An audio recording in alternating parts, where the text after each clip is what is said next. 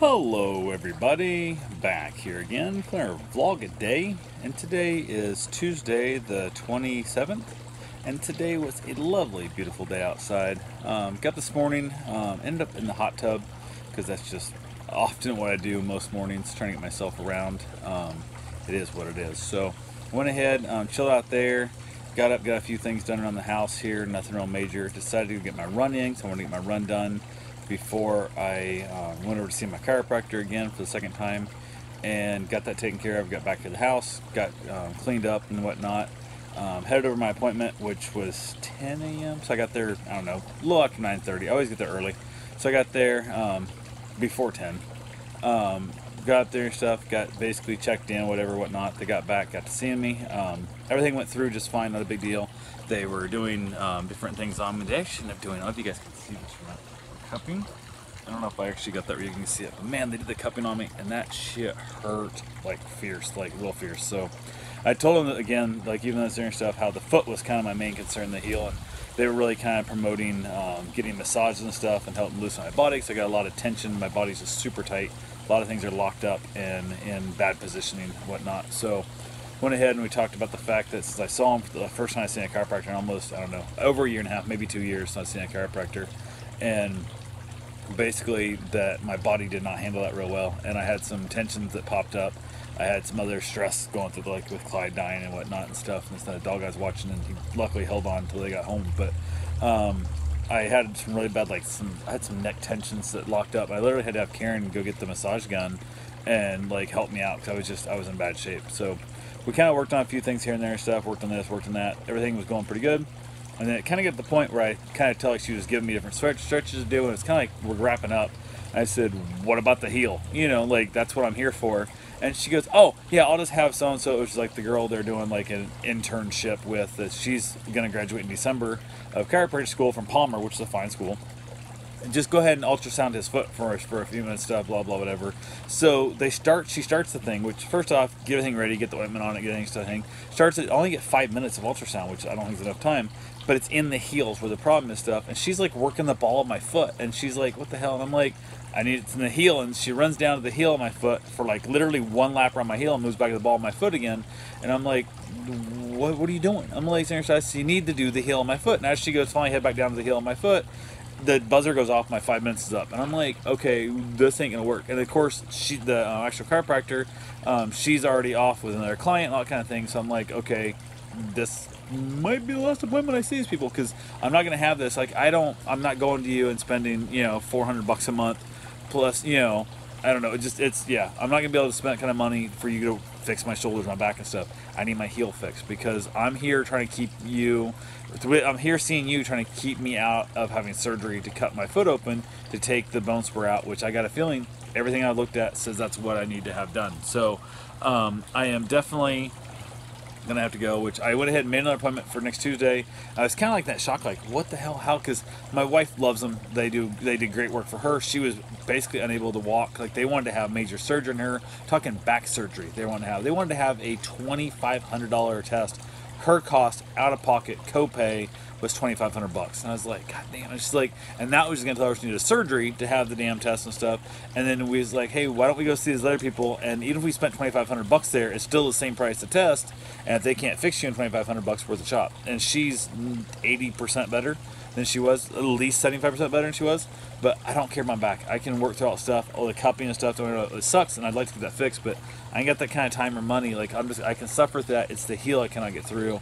I got to figure out how to get rid of it. So definitely, if I go back Tuesday, I'm going to be like adamant, like, hey, I don't really care about the rest of my body.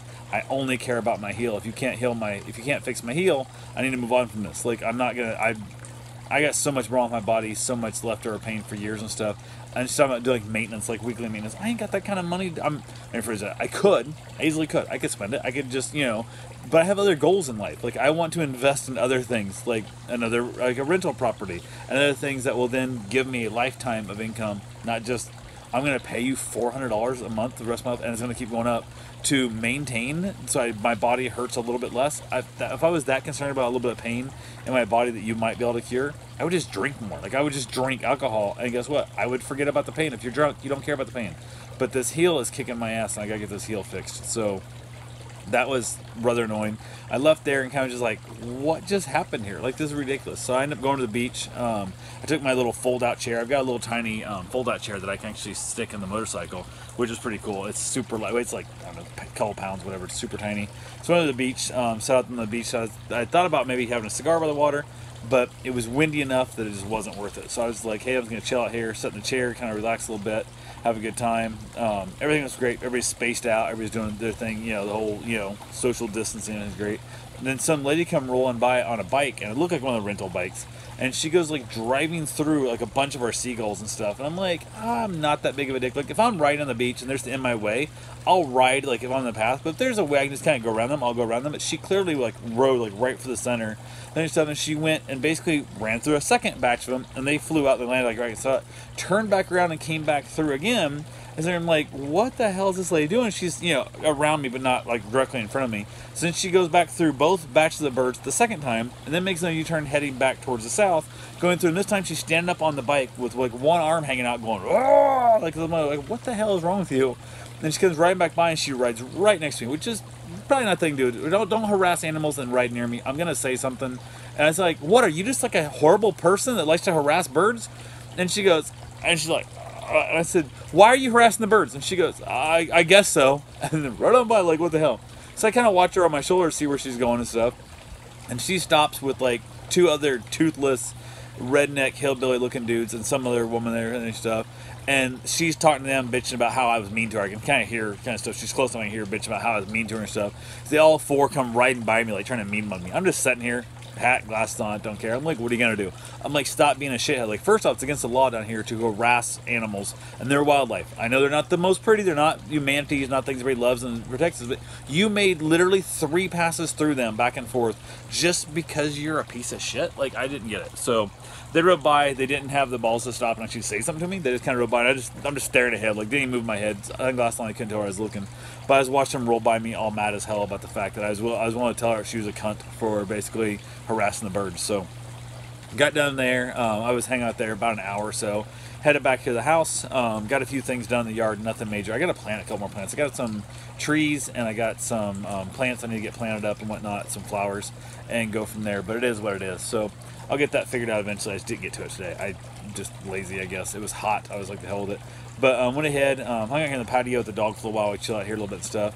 Was gonna have a cigar, and it didn't draw with the damn. I was trying to poke it.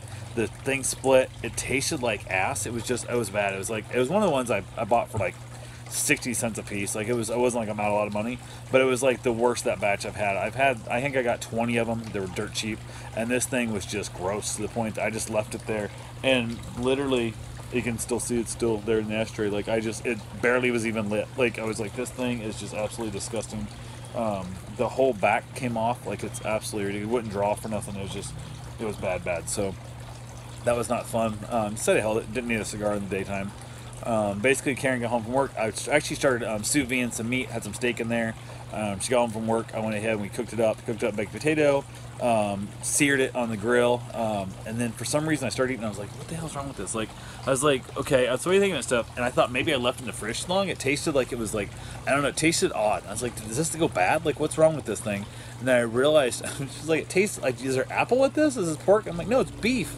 And then I realized, because, well, I'm tasting sweet like an apple and pork chop. I'm like, oh, I forgot. I put brown sugar when I basically vacuum sealed them up with some butter and garlic, salt and pepper. And I forgot I put a little bit of brown sugar in with that steak to see kind of what it would do with a steak. And it turned out delicious once I knew what it was. I was like, hey, this is delicious as hell now that I know what I have. But I didn't know what I had. And I was like, am I about to get food poisoning here? Like, what's going on? So I had a good laugh myself. Told her what I was thinking. She goes, why does sweet make you think food poisoning? I said, because you can get a sweet taste with meat. But then it also popped back in my memory. Amanda, my ex-wife's niece, was making, I think, pork chops for the first time on her own place. Basically breaded them all up and stuff, and it's all great. She pan fried them up, a little bit of oil and stuff, and it's like, they taste sweet. Like, what's up with this? Can't figure out. And I was like, what's wrong with this? Is this meat bad? Like, she starts figuring out the same thing I am with the whole sweet thing.